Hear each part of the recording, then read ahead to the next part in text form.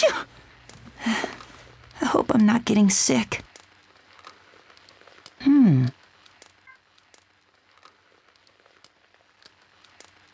I looked upon those 7 girls, no longer breathing. I recalled the word deathbed. In that bright white alley, they lay there lifeless. I didn't think to explore the cause behind it. Death cannot be overturned or reversed. It stays right where it is. It doesn't go anywhere.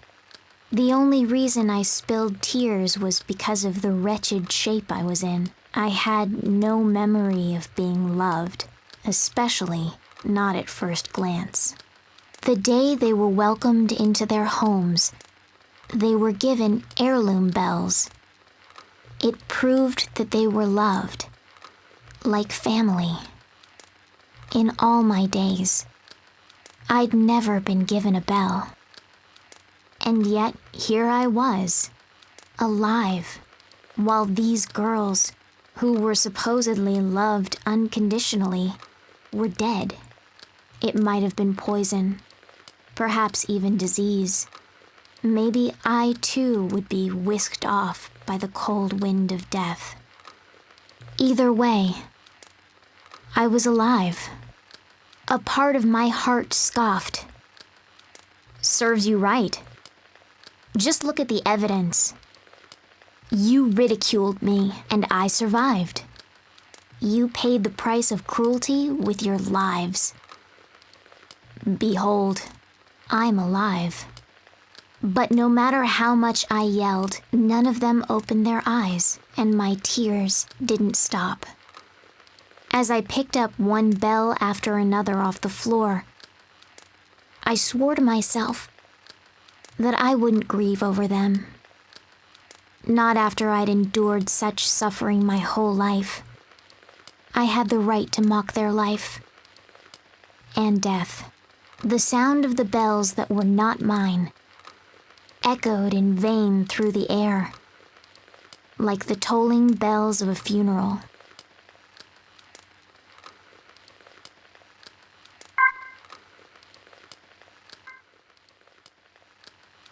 Cough. Cough, cough, cough.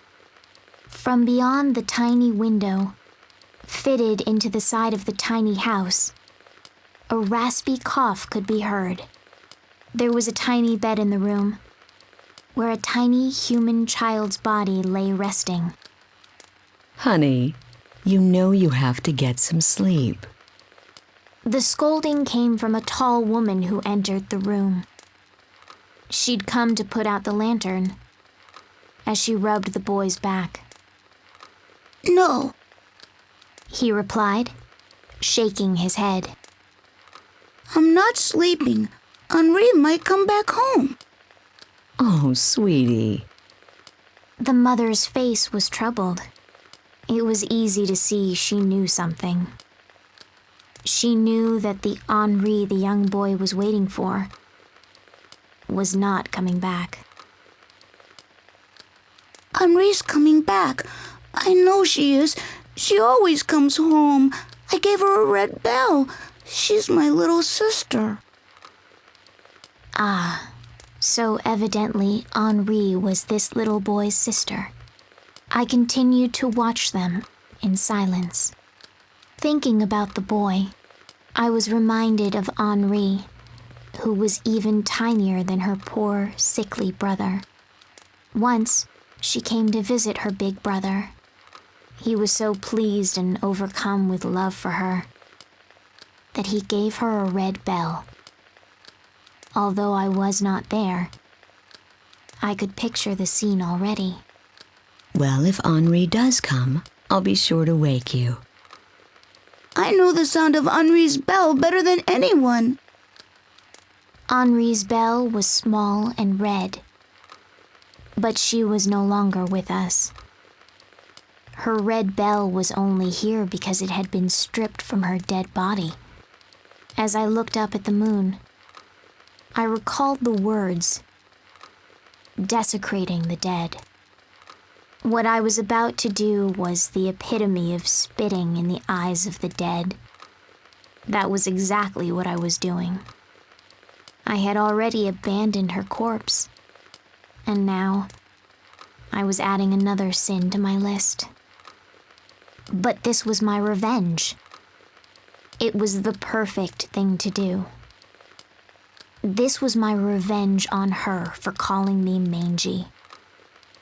I called to the boy in a delicate voice.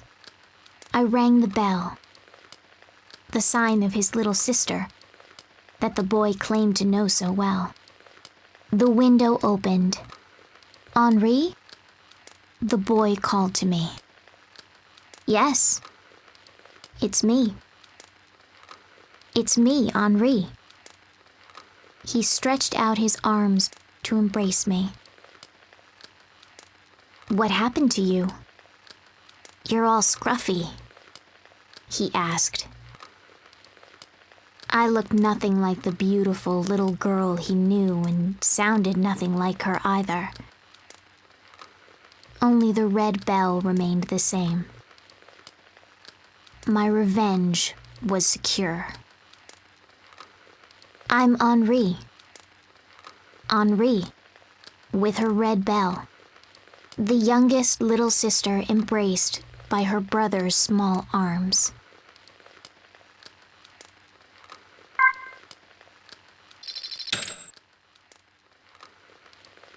I just don't get the boss these days. Behind the mill, I heard two men talking. They wore matching white uniforms, smeared with soot, while smoke seeped from the mouths on their young faces. I snuck up to where their shadows touched the earth and eavesdropped from behind a pole. He missed the deadline again. And he smacked me just yesterday. Said I left the ashtray full. If he didn't dog us like that, he wouldn't have anything else to do. He said all we do anyways is smoke cigarettes. I just don't get him. Oh, you said it. There was the banging sound of a mallet. Word had it this mill was built by the skilled but eccentric foreman. He'd since taken on 2 assistants to make furniture around the clock. But the 2 men just idled their days away, breathing out an endless stream of white smoke. It must be you-know-what. Wouldn't be surprised. Ask him. You idiot, he'll do more than just box your ears if you do. I wouldn't complain even if he ran me through the sander alive. Just can't win with him. Boy, I'll say. And with that, they let out white sighs.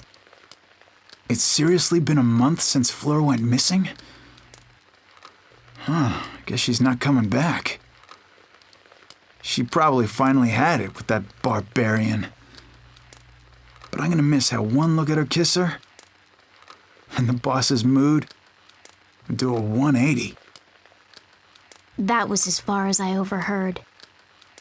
Stealthily, I did an about-face and skirted the wall of the mill. From my neck now dangled a blue bell, the symbol of this mill. Today, I had come to be the boss's Fleur. Approaching the window, a loud voice boomed from inside. I told you it's just not possible! You're not making any sense, you dimwit! The sound of the receiver slamming down was coupled with wood being shaved. My ears stood on end, and trembles racked my body. The words, "run through the sander alive," danced in my head. No doubt it'd hurt like mad.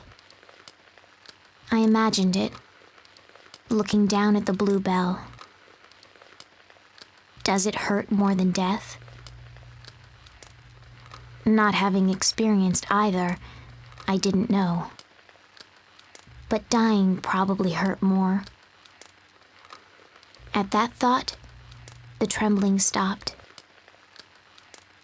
It must have hurt Fleur a lot. I can't do this anymore! This time, a piece of furniture flew out the window. Things were taking a turn for the worse. I couldn't control my shivers, and the blue bell let out a ring. The boss turned his wrinkled brown face in my direction and scowled. I thought he'd look right through me with his muddy gray eyes. I didn't have the beautiful body of Fleur at all. I was terrified he'd say I wasn't his lovely Fleur and would run me through the sander right then and there. He suddenly swung his hand high. The palm of his weathered old hand was blistered, the skin like bark. I was sure he'd strike me. But instead, his hand came up to cup my face. His rough and powerful hand stroked my head so softly. You scrawny little thing. His gruff voice was more like a groan. The way it trembled struck my heart. Didn't he doubt me? Didn't he see right through me? Should I really let him continue stroking my head like this? I was speechless as he took me in his arms effortlessly. "Boys, get in here," he yelled behind the mill. Quit your grumbling and get back to work. If you don't want me to wax your heads, then polish me some new wood. And step on it. Despite being yelled at, the two men had twinkles in their eyes. Boss is Fleur. He's back! They hollered, hands in the air. Unable to speak, the blue bell spoke for me with a tinkle. At that moment, I had won over her name. I am Fleur. Fleur with her blue bell, petted by a hard-headed boss. I am a furniture maker's beloved daughter.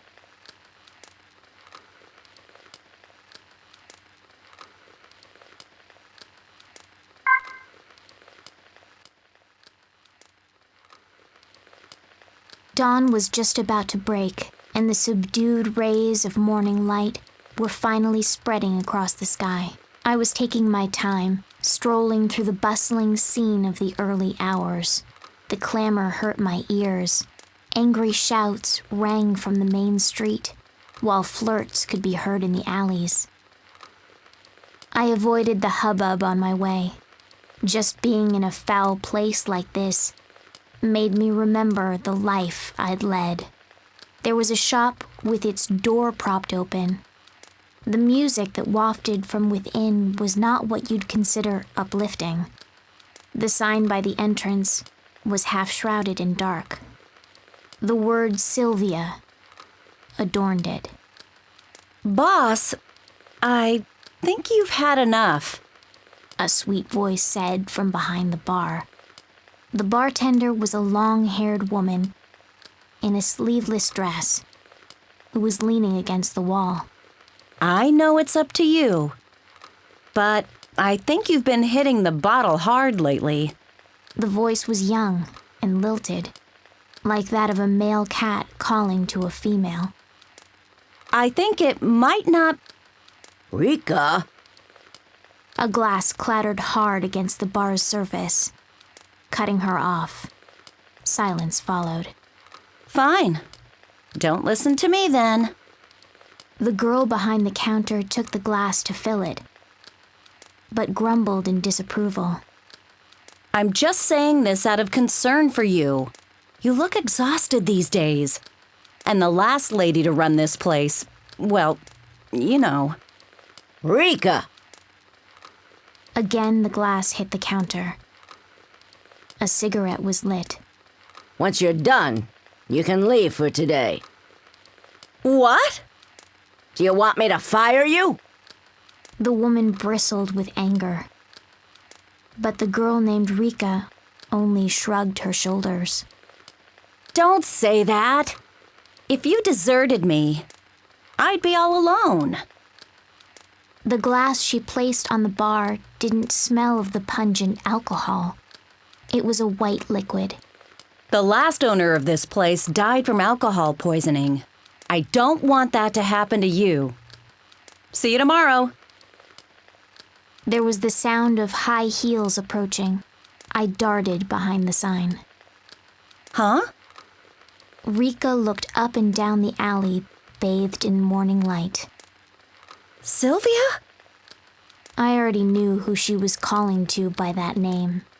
Rika gave a heavy sigh, for the first time, and dragged her feet down the dirty street. It was only when she was finally out of sight that I made up my mind. I'd never heard how Sylvia had been brought up before she died. She was so shy and quiet. There wasn't much to say about her. She was the one girl I didn't hate. But now, I was going to steal her name. At first, I thought it was revenge. It had to be. Revenge against them for living better lives than me. And it was revenge against my own cruel fate. Step by step, I made my way through the half-open door into the shop and whispered, "Mama."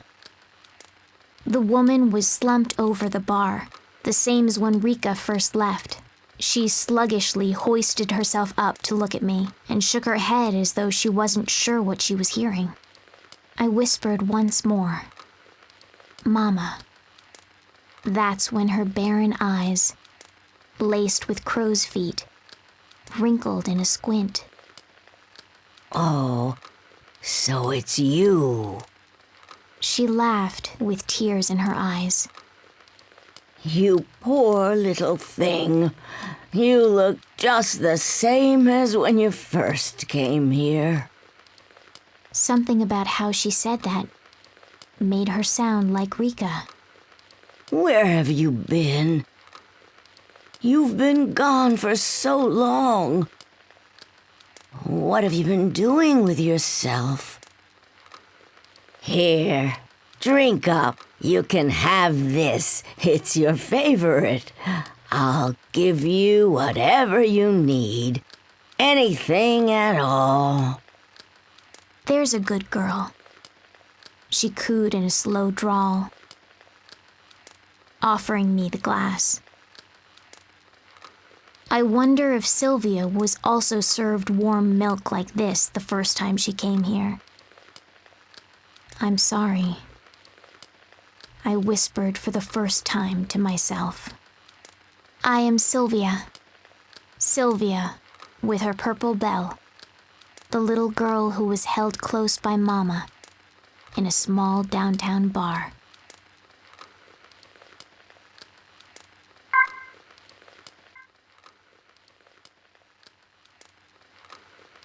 A tall human was watering the garden. His white shirt and black slacks were simple and clean. "Teacher!" As the two young children called out, a man who was watering the grass raised his head. Yes? Anything the matter? The man they called teacher kneeled down to peer at the young boy through his glasses. "Teacher, when's Lot coming back?" The question came from the little girl. Even from a distance, I could see the man's face grow dark. "Teacher, will Lot ever come back?" The little boy looked up expectantly, but their teacher could only furrow his eyebrows and purse his lips. More children gathered, questions alight on their small faces. Their matching white shirts were tattered with use. I could imagine that Lot, too, had joined this circle with her signature yellow bell. The young children didn't appear to have parents. They lived in the big, plain house with the man they called teacher. Now, what's taking her so long? She's gone away before, but... The teacher murmured an excuse, but the children wouldn't be soothed. We want to play with Lot again. Maybe Lot's sick. Maybe she's hurt. I bet she misses us. She must miss us. As worry spread among the children, the teacher asked them a question. Let me ask you, does it make you sad to think that Lot's lonely? Of course. We miss her. The teacher nodded and continued. Then, if Lot knew how you missed her, it'd make her sad, right? As I watched from a distance, I hesitated momentarily. I knew that the yellow bell that Lot possessed was from this orphanage, which was why I'd come. But I couldn't imagine that she really had a family in this place. Would anyone care if she were gone? Their worries now put to rest, the children returned to their games, but one girl lingered behind. A freckled girl with curly hair. But we're all... The girl mumbled, looking down at her feet. We're all still sad, even if Lot isn't lonely. The teacher put his hand on top of the girl's head. I suppose there are some things that can't be helped. I know what you do at night. The girl blurted, looking at him hard. If you really felt it couldn't be helped, then you wouldn't be out searching for Lot every night after we've gone to sleep. The teacher quickly put a finger to his lips. Everyone's worried enough as it is. But now I'm more worried about you, teacher. The man simply nodded with a sad smile at the girl's words. I know that. And I'm sorry. Then, with the hose still in hand, he looked at the sky and spoke aloud. Between you and me, I'm not all that worried about Lot. I'm sure she'll still survive outside these walls. All that matters is that we all considered her family. I'm sure she wants to treasure those words too, because the family we made here is the only one we've ever had. As far as I'm concerned, we're Lot's family, and as long as she knows that, everything will be okay. And to be honest, I believe that Lot will return someday. Night came, and the lights in the orphanage winked out. I slowly crept out from the shadows that spread before the orphanage. The moment the teacher saw me, he stopped in his tracks. The light from the full moon completely transformed me. I rang the bell, knowing it was all I could rely on. Lot? Is that you? Yes. It's me, Lot. So then, does this mean you're ready to come back to our home? But of course. If you'll have me, that is. Back at the orphanage, the freckled girl was trying her best to calm the children, who were crying from the teacher's absence. For days now, she'd taken his place guarding them at night. Holding the young girl to him, the teacher announced my return to all the children, to all the family. I am Lot. Lot with her yellow bell. A gentle member of this orphanage, with a bigger family than anyone could ask for.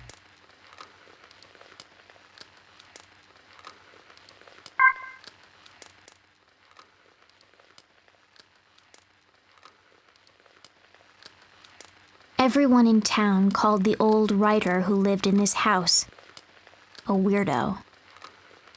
The house was old-fashioned, and the walls seemed weighted with history. So little care and upkeep had been done to the place, it wouldn't be a stretch to call it a dump.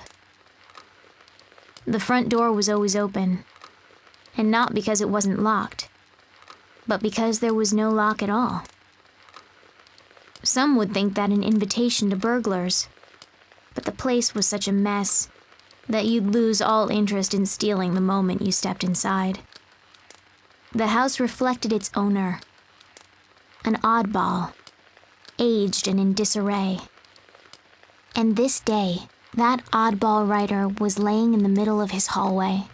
For a moment I thought he was dead, but every once in a while, his finger would twitch, betraying signs of life. The bones in the back of his hands stood out, gnarled under paper-thin skin, but his slicked back hair looked young. The black framed glasses he habitually wore had stayed on, even after his fall. He'd probably worn those glasses so long that they were a part of his very being. And there he lay, weaving my way through the filth and the clothes and the furniture. I entered the house, and he didn't even notice. Bisk! He called my name in a gravelly voice. With each call, my body would shiver with surprise, and the bell would ring. It was a refreshing sound. The old man must have heard it too. He immediately leapt off the floor and turned his back to me. Not another step. The man almost spat out. I don't want you coming near me. And with that, he went back to the mountain of papers that buried what might have once been a desk. His hand never stopped moving as he scratched at his head. Believe it or not, he'd call out, drop to the floor, and do it all again. I was thoroughly baffled. And so I sat in the corner of the writer's room until night fell. The bell at my neck continued to tinkle lightly as I tilted my head. Can this man truly be Bisk's family? I came to check up on him every few days, but each time he'd act just as wild and nonsensical. When he wasn't throwing himself on the floor, he was completely immersed in his writing. Disturbed by his unnatural behavior, I tried my best not to allow my bell to ring, and so I stayed nestled in the corner until I finally heard the sound of a pen sliding across the desk. Phew. A loud sigh was immediately followed by a loud thud. He'd fallen backwards off his chair. Finally, finished. The way he breathed those words sounded so unlike his usual crazed tone. I lifted my head, and the bell chimed to him gently. With his back still on the floor, he let out a low moan. Oh, Bisk. Bisk, my dear. I was sure he'd yell at me to stay away again today, but instead he just lifted his thin, ghost-like arm and gestured to me. Just as I neared him, with my careful, steady steps, he suddenly grabbed me by the scruff of my neck and dragged me down with him.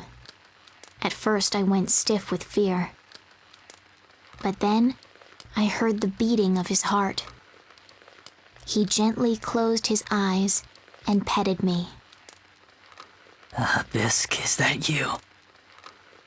You've gotten so much thinner since I last saw you. His bony hands were rough, but he petted me softly. As I sat there, unable to answer, the beating of his heart became softer and softer. He continued to coo at me gently.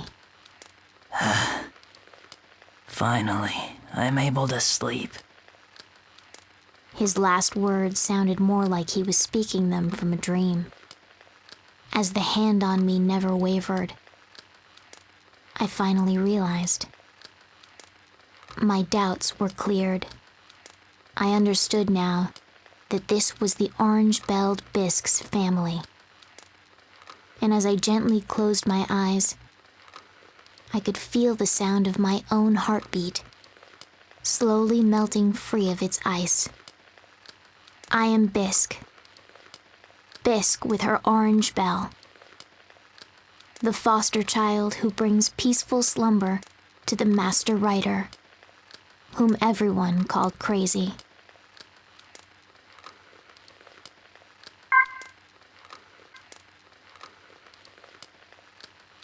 The silver bell wasn't a particularly outstanding decoration, but it did ring the most beautifully. I'd always wondered what kind of home such a lovely bell had come from. It belonged to an old woman who lived alone without relatives, in a large mansion I'd never seen before. Madam, it's time for supper. Thank you, dear. Madam, the lilies in the garden have bloomed. I've put them in this vase. What a lovely scent. Madam, it started raining. Allow me to close the windows. Yes, and draw the curtains too. The old woman was waited on hand and foot by her servants. She'd rely on their help as she sat idly in her chair, listening to her favorite music. She'd even ask them to change out the records. But most of the servants seemed to genuinely adore their employer. But there was one thing the old woman would ask several times a day. Excuse me, but could you call Chris here for me? Later that same day. Oh, where is Chris? And again, even later. Please find Chris for me. Though normally obedient, this one request was always met with hesitation. Madam, Chris is already... The maids would start cautiously. Oh yes, you're quite right, the old woman would say, cutting them off. She's not with us anymore, is she? I'd nearly forgotten. She'd murmur with a nod, but not a few hours later, she'd ask the same questions again. She had them stop her favorite record. Oh, wherever could my darling Chris be? One rainy night, the mansion was in an uproar. Madam? Madam! The servants dashed through the halls in a frenzy. Finally, one of the maids shouted in despair. Why can't I find her cane? Though it wasn't too cold outside, the sheets of rain continued to pour relentlessly. She couldn't have gone outside, could she? A chill passed over the gathered servants before they set out. They put on their coats and called for help outside. I tore my eyes from them and made for the rain-drenched town. Amidst the downpour, I smelled the sweet fragrance of lily. In the back lane of a park, far from the mansion, I made out the figure of the old woman. She was surrounded by a crowd who moved and gabbed around her. Come on, lady, you'll catch your death out here. Maybe you should see the police. The old woman's shoes and designer clothes were soaked through. A man tried taking her by the hand, but the old woman refused to budge, her face adamant. Fed up with her antics, the men finally left, leaving her behind. I cautiously stepped just into her field of vision, and without saying a word, rang my silver bell. It rang clear through the rain. The old woman raised her head sharply in surprise, her blurry eyes looking at me. Chris? The old lady rasped.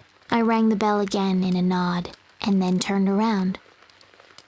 Chris, wait! Wait for me! Her cane clicked as she followed me. I may not be able to carry her all the way to the mansion, but it'd be enough to bring her to her servants. I stopped often to look over my shoulder, to make sure I didn't lose her. The sound of that beautiful bell was a beacon. At last, one of the servants noticed the old woman and shouted, "Madam!" As she ran towards her, the old woman bent down to scoop me up and held me, trembling.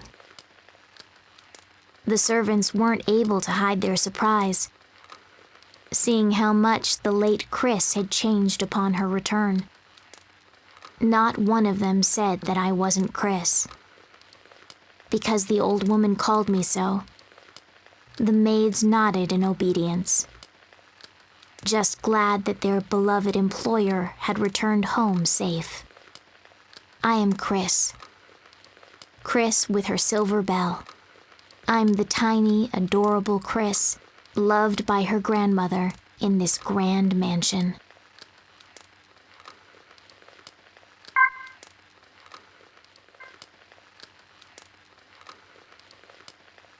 I've gained so much. Gentle hands and many, many new names. Mondays, Henri. Tuesdays, Fleur. Wednesdays, Sylvia. Thursdays, Lot. Fridays, Bisque. Saturdays, Chris. And for just one day, I'm no one else but myself. It was supposed to be revenge. Revenge for the deceased girls who'd led a better life than I. With vengeance and blasphemy laid to rest, all that's left is me, a lie. Before I knew, I began wondering about the future. When? Tell me, when? When will I fall in love? Once I find someone who loves me, I'll finally be given a name. Not just someone else's substitute, but a name all my own. That's what I decided. So then why? Why did I have to meet him? He lived on a cliff face that looked down on the town. His features were considered striking, his posture regal. But those weren't the only things that made me stop in my tracks. I didn't really need a reason. Because to him, it didn't matter what bell I put on. Nothing would change the fact that I was nothing. A bell with 2 stripes of light pink lay at his feet. It didn't belong to him. The bell, like his love, was waste on the street. His features knew despair. You could see the hollowness of death in his eyes. No matter how much I stared or spoke, he never once looked back at me. I gingerly pick up the rosy pink bell. Its soft sound should be enough to reach his ears, stir his heart, and open his eyes. Then, in a husky voice, he will speak in a tone drowning with emotion. He will call out the name of his past love. Maria? And I'll choke up with emotion and smile as I say, "That's right. I'm your Maria." And then there won't be any real me left in this world. Please, tell me your real name. I giggle softly and answer again. I'm Maria. His brow will surely furrow as he snuggles close. That's not your name. It can't be. But that's the name of your beloved, right? I loved you. But the one that you loved was never me at all.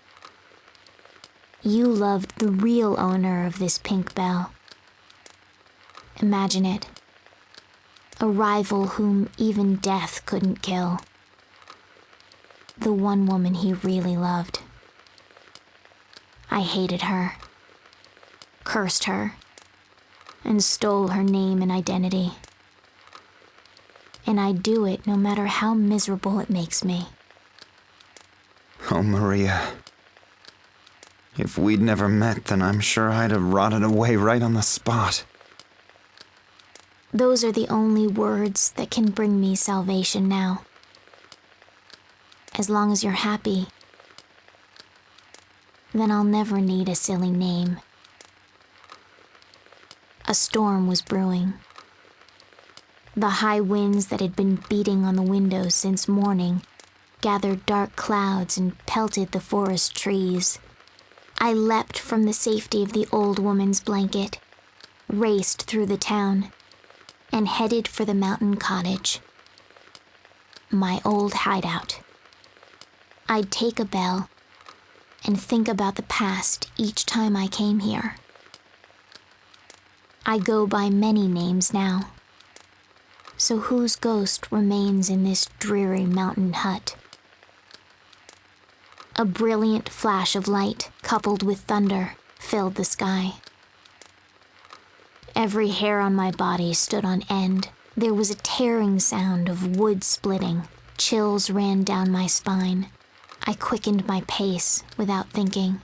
A tremor crept down my back. The scene that greeted me as I reached that hut was indescribable. A massive cloud of smoke clogged my nose and burned my skin. The mountain was on fire, and the gusty winds helped spread the flames quickly. In my panic, I dove into the hut. The heat was as hot as stoked coals, but through the burning and stench, I knew I had to salvage my bells. They'd been proof that the girls had lived, and now they were the one place I felt at home. I gathered the 7 bells and made for my escape, but the hut entrance was already engulfed in flames. I leapt through a broken window, feeling as though I was being burned alive. I could hear the destruction all about me. Just outside the window was the cliff face. I jumped down from my perch, prepared to take the dive. Through it all, I kept the 7 bells tightly held in my mouth.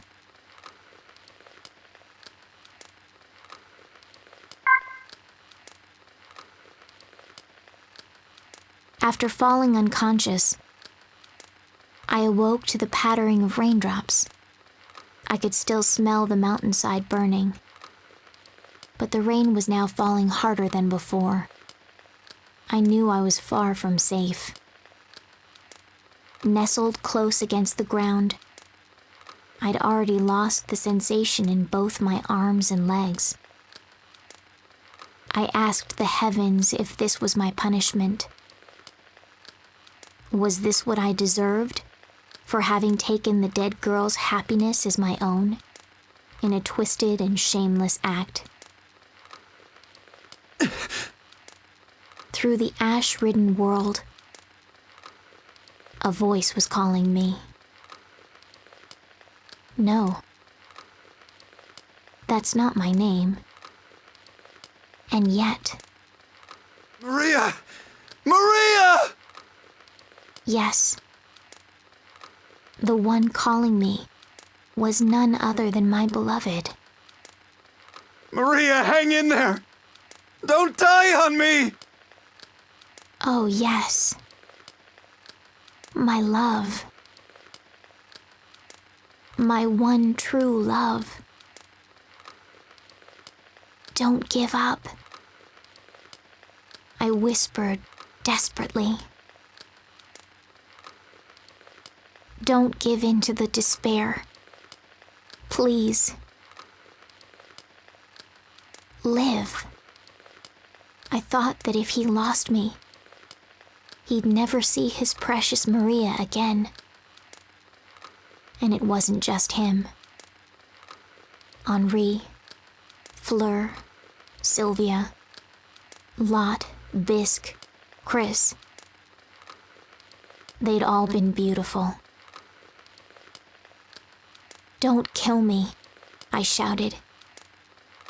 Please don't kill the ones you love. Trembling, I handed the 7 bells over to him. If you can, take these in my place. Just don't let their loving families lose all hope. He looked at me as if wanting to speak. Then, taking the bells with him, he turned and ran. As his figure became smaller and smaller, it was eventually washed away by the rain. I tried calling his name, but couldn't form the words. If I managed to speak, I might make the mistake of telling him something I could never say. As I thought about how the cold rain would sweep away the fire, along with my soul, I thought of the last person who'd considered me family. I may not have been the one they loved, but I certainly loved the warm and gentle hands that touched me. I lied and desecrated the dead, all for my revenge. And yet here I was, crying, here on the brink of death. I'd come closest to those girls and could finally, truly cry for them. After all, you know how it is. You must know, right? All you wanted was to live. The rain washed the mountainside gray, draining the light from everything. I was cloaked in darkness and rain. Then I heard the faint sound of a bell ringing. At least I could tell that my ears were still working. I focused my senses on the source. Then, just behind the sound, I heard footsteps and voices approaching. Come on, Henri! I thought I was hearing things. It had to just be a memory enclosed inside that bell. After all, no one would call for me. Fleur! Sylvia! It can't be. My eyelids fluttered. Why? From beyond the falling ash, I could make out figures. They circled around me. The boy, the boss, Mama. Lot! Bisque! Chris! No, the children and the teacher, the master writer and grandmother. No.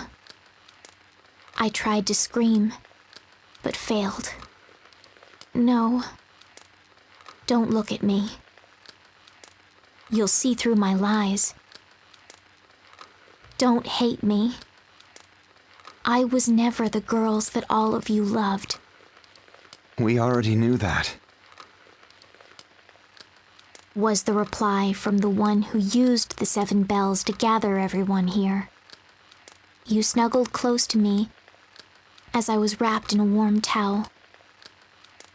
As you kept me warm, you dropped the 7 bells. We already knew that, all along. He sounded on the verge of tears as he kissed my cheek. Don't you see? The ones we loved weren't the ghosts from the past. His words forgave me. We all know you made up those lies to try and help us. No one else but you could have made us feel so good. Could bring us so much joy. It was all thanks to you and your 7 bells. I closed my eyes, the tears still streaming. I thought my life was just one lie after another. But no longer. I finally understood it now. My name will be the 7-colored bell. A name given to me by my loving family and friends. I am Belle, carrying my 7 colors. I was the most loved in town. I am Belle, and I was the luckiest cat in the world for having 7 names.